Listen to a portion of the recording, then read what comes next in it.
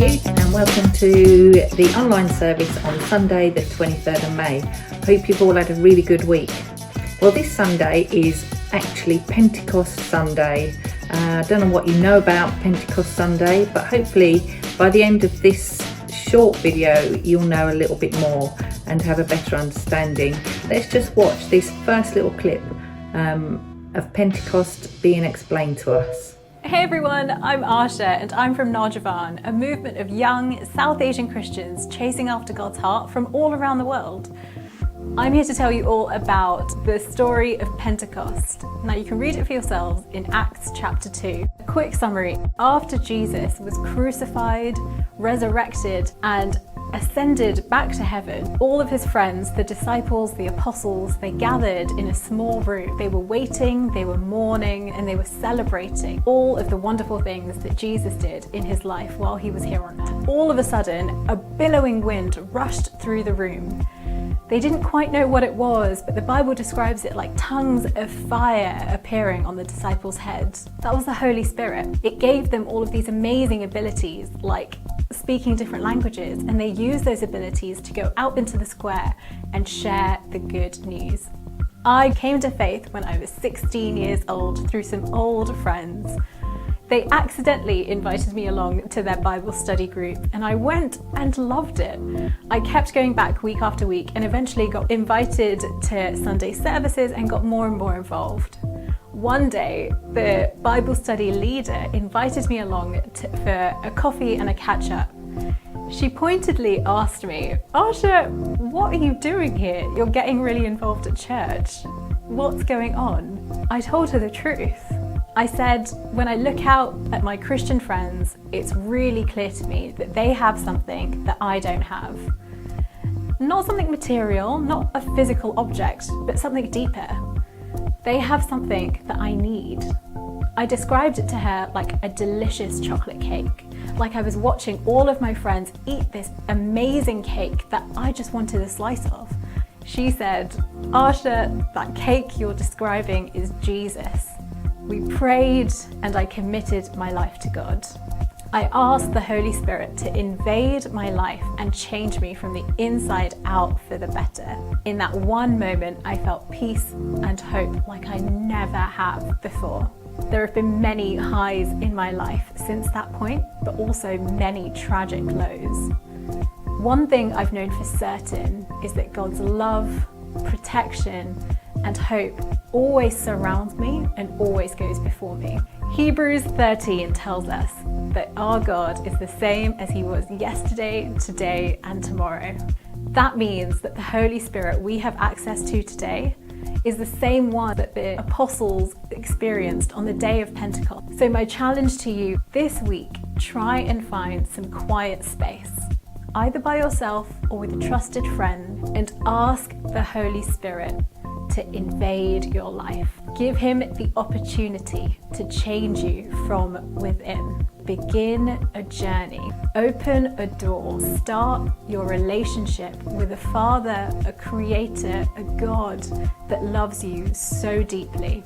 And that's my prayer for you this Pentecost, that you would experience a few drops of this everlasting love that's available to us all. And that's our prayer for you too, as leaders of SCC Youth, that you will experience the Holy Spirit in a fresh way, and that you will encounter him in your lives, that you will receive peace and joy and love and all the other things that come when the Holy Spirit comes into our lives. So we're just going to have some praise and worship now, and firstly we're just going to listen to a lady called Pippa, who's going to explain to us a little bit of why we praise and worship. Hi, I'm Pippa, a Catholic missionary in the UK. I hope that wherever you are that you're doing okay. I've been asked by Thy Kingdom Come to speak on praise, a funny topic to raise right now, you might think. After the year we've had, surely we want to shrink in on ourselves and say, "Leave me alone. What's been good, really," you might say with a groan. Well, if you stick with me just 2 minutes, I'll give you some nuggets on reasons to praise. So join with me, let's elevate our gaze. When I was younger, I thought it quite odd that the Father, the Son, the Spirit, all God, would call us to worship them. to give them our praise. Why would they need it? Why are they fazed about some humans on earth lifting a song? My mind couldn't grasp why we'd add to the throng. Now looking back, I see I got mixed up. There's a difference between a need and a love. You see, God doesn't need me. Before I was born, the Trinity's love was so perfect, so adorned in happiness and hope, they needed nothing more. But God, as a father, had more in store. He didn't just want angels above singing, "Holy, holy, holy, God, you are love." He wanted a family, children to be in relationship with him, to join in their company. This is the heart of all praise and worship. I can honestly say I love it to bits, that I get to share and lift my voice. God knows me best and he's given me a choice. Yes, God doesn't need my praise and applause, but his existence, his goodness, his mercy, it draws me into life in its fullness. And that's why I praise. It's an act of the will. God offered me life and he offers it still. It's never a must, but always a can. I get to share life with the Almighty I am. So today, why not think about the generosity of God? Think about the fact that your praise is enough. He longs for it, but not because he's insecure. It's for our benefit. Of that, I am sure. Praise helps me live for more than just me. As St. Paul says, what do you have that you didn't receive? Now, I hope that's given you a little different perspective on why we praise and worship. So let's join together now. We're going to sing One Way Jesus, which is a song that Eben has picked for us for today.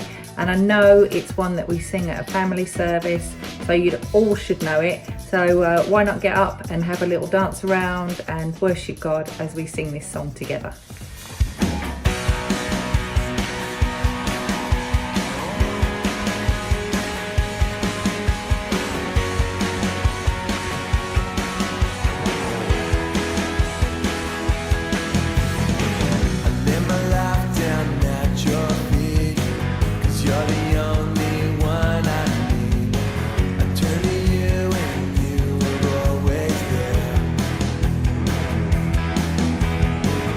Troubled times, it's you I see. I put you first, that's all I need. I humble all I am, all to you.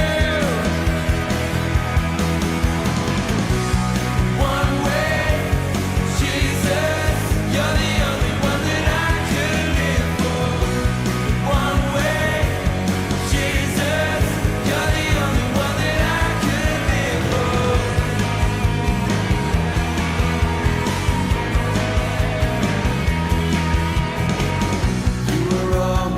Always there, every how and everywhere.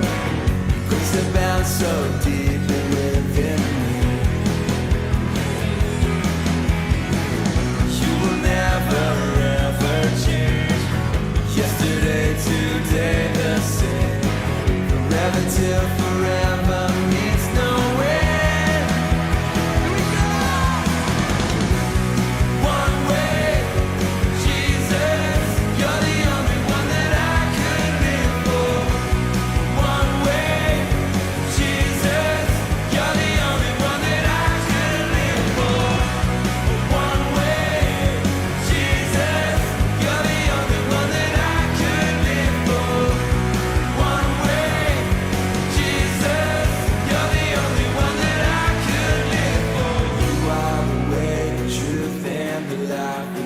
By faith and not by sight. For you, we live in all for you are the way, the truth, and the life. We live by faith and not by sight. For you, and we're living all for you. Come on, you are the way. You are the way, the truth, and the life. We live by faith and not by sight. For you, we're living all for you. You are the way, the truth, and the life. We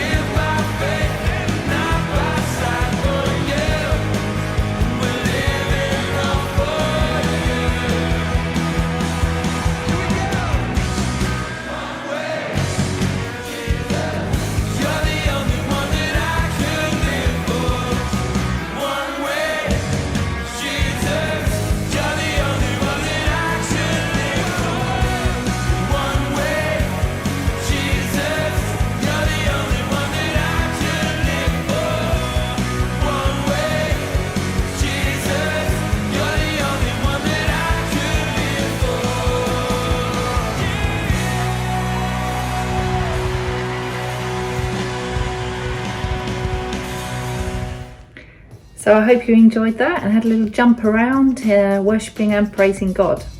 So Pentecost, about the Holy Spirit. I don't know about you, but when I was a lot younger and relatively new Christian, I used to get really worked up about the Holy Spirit and speaking in tongues and thinking that I wasn't filled with the Holy Spirit unless I could speak in tongues.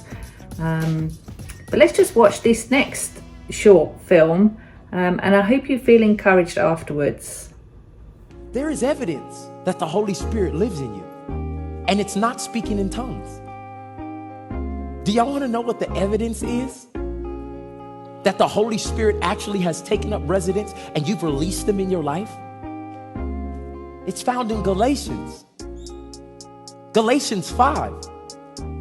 They're called the fruits of the Spirit. For these are the fruit or the evidence. You only get fruit if something was actually planted there. I'm gonna walk you through this. You can't get an apple if an apple seed was never planted. It can look like an apple tree, but the only evidence that there was an actual apple seed put there is the fruit. So can I tell you that there is evidence if the Holy Spirit really does live in you? And it's the fruit of your life. But the fruit or the evidence of the Spirit that you have them is what? Love, joy, say it out loud, peace, long-suffering, kindness, goodness, faithfulness, gentleness, self-control. Against such there is no law. Can you write this point down? If you really have the Holy Spirit, the proof is in your fruit. I've met more mean tongue-talking Christians. You ain't got no evidence. You're selfish and mean, but you can speak in tongues. There's no proof that you have the Holy Spirit. You can prophesy, but you're not kind to people. Ain't this what it says? You can speak mysteries, but you're not faithful. You don't keep your word. We can't trust you at all. But you know what thus says the Lord? There's no fruit. Stop telling me because you can shout. I feel the Spirit. No, you're mean. And because you're mean and you're selfish and you do not keep your word, there's no evidence of the Holy Spirit being in you. It's the Bible. So the Holy Spirit really does live in us when we have love, joy, peace, kindness, goodness, self-control, all those things that we've just been hearing about. But what if our lives sometimes display unkindness, lack of self-control, nastiness? What happens then? Well, we've been talking in recent weeks, haven't we, about God's grace and his forgiveness. All we need to do is to say sorry, to turn around from those things, and God will forgive us and we can move on. But sometimes we might need other people to help us, perhaps. Now we've just got one last clip to watch. It's good old Governor B. It's been a while since seen him. So yeah, let's listen to what he thinks about asking for help. My name's Governor B. I'm a rapper and an author from London, and I'm going to be talking to you a little bit about help. Now, in 2017, I lost my dad quite suddenly. He passed away and I really struggled to deal with it. I was conditioned from a young age that, you know, a real man is someone that never cries. And I tried to do all of that stuff when my dad passed away, but it didn't work. And I ended up having a bit of a breakdown. And I was crying, and after I had cried and was in floods of tears, I felt this weird kind of freedom that I hadn't really felt in a long time. And that's when I realized that actually maybe it's good to externalize some stuff. Maybe it's good to not keep everything in. It was a wake-up call, and I realized that I need help. But when you realize that you need help, where do you go from there? Well, the first thing that was really important for me was praying. I came across a chapter in the Bible, it's Psalm 13, and it's a guy called David, and they're really angry prayers. He's saying things like, God, why have you left me? Why are my enemies winning this battle?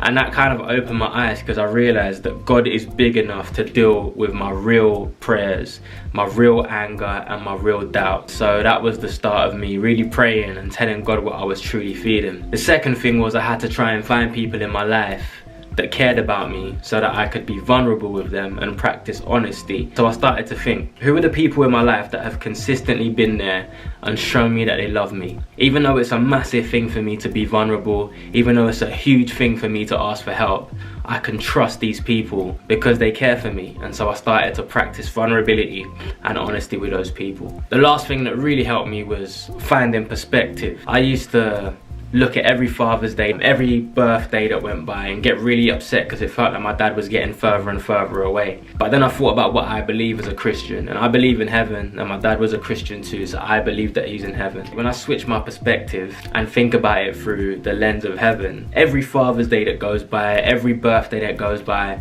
I'm not getting further and further away at all. I'm actually getting closer and closer to seeing him again. Having the right perspective really helps us move forward. So number one, pray, because God is big enough to deal with our honest prayers. Number two, try and find people in your life that care about you and practice being vulnerable with them. And number three, try and find a positive perspective, because everything that we go through, God can still use for a great purpose. So don't be afraid to ask for help. Peace.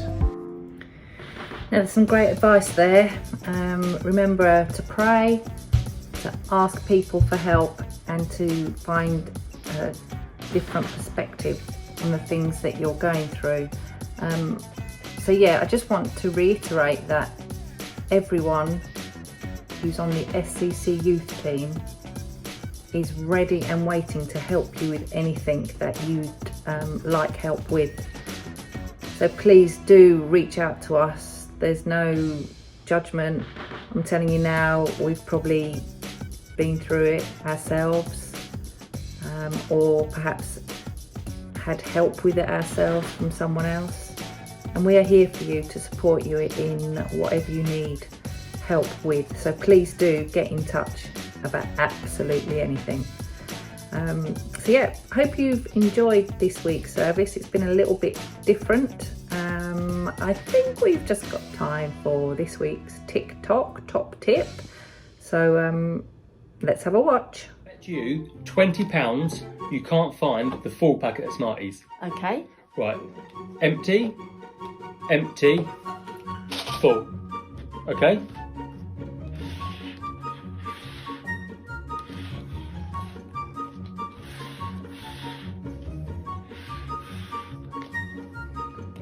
No, empty. What? It's this one. See? Empty. It's that one. Thank you. They're all empty.